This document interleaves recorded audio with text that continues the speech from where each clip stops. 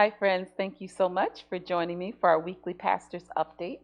Reverend Celie wrote our bulletin today, and so here are some of her thoughts that I'd like to share with you.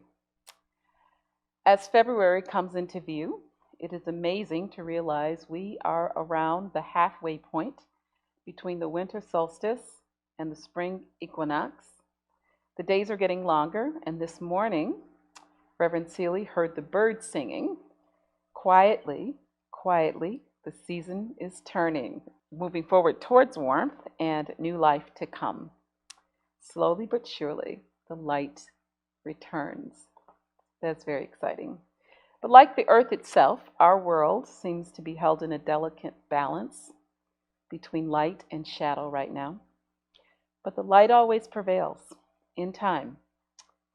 I think of the recent efforts by a Tennessee school board to ban a book that teaches children about the Holocaust, and the amazing response that followed from teachers and parents and librarians and students and bookstores and readers all over the world to make sure copies of the book found their way into the hands of every young person who wished to read it.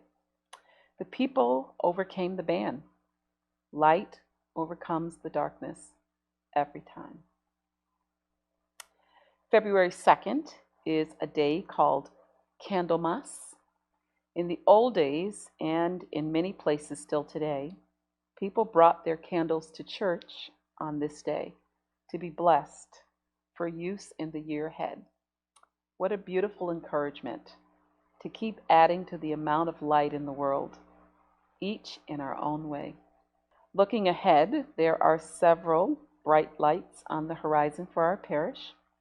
Coming up, we have some exciting events sponsored by SPARC and in celebration of Black History Month,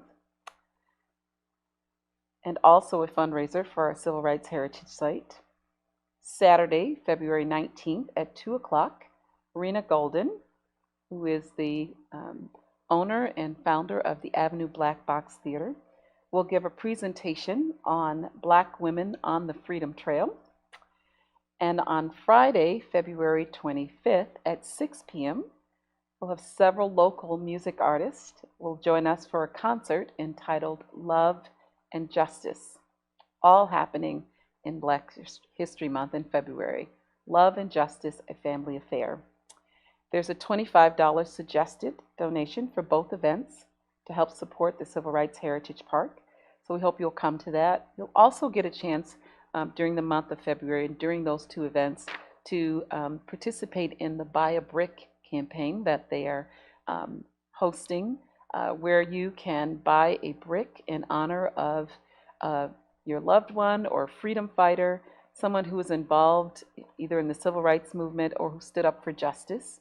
And so you'll be able to buy a brick, a freedom fighter brick, which are $500, or a truth teller brick, or a Voice for Justice brick that will be part of the Legacy Walk in the Civil Rights Heritage Park, which is pretty exciting.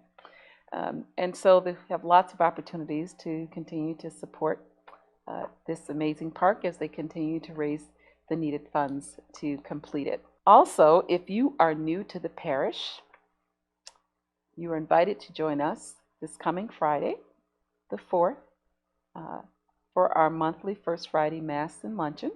Get to join me, come to Mass, and then go to lunch with me afterwards. And it's a great way for us to break bread together and get to know more about each other. So I'm looking forward to connecting with you. We send our condolences this week to parishioners who have lost loved ones. We especially send our condolences to the Spall family on the death of Elaine and Malcolm's daughter and Matthew's sister Maya. We send our love and our prayers to Robert Lee, who was our previous house manager at the Nielsen House, on the death of his mother, Linda, who died last week. And I send condolences to my family, especially my cousin Marianne, who lost her husband yesterday, Earl. So we just want you to know that our hearts are with you. We're sending our love with you. We're sending our prayers with you and holding you close as you go through these times of grief and loss, and just deep pain. So please know that we're with you. We send a special congratulations to one of our parishioners, Rick DeJesus Roof, who was featured in the January edition of the Rochester Business Journal for his inspiring work with Leadership Rochester. Leadership Rochester is an organization and a program that has worked with a diverse network of individuals over the years who have helped really transform and strengthen our Rochester region and area. And Rick was part of that. So Rick, thanks so much for being a light in our world. Friends, thank you for joining me for our weekly Pastor's Update. May God's love surround you and keep you warm this week as we move towards the light. Thanks so much, and I'll see you next week for our weekly Pastor's Update.